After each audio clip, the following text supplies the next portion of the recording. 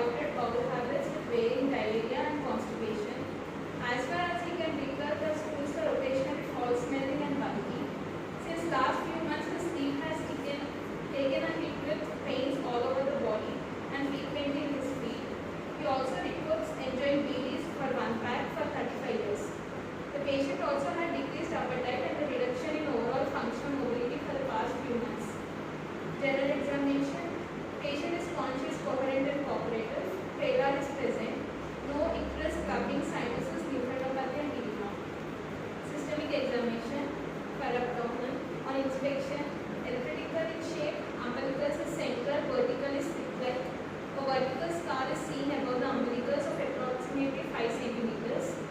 It was operated for gastric perforation. No visible pulsations and veins. On palpation, soft tenderness is present on left hypoglotic and left iliac fossa. No guarding and rigidity.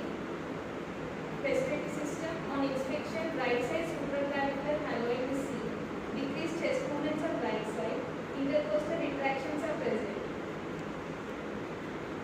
Diagnosis: chronic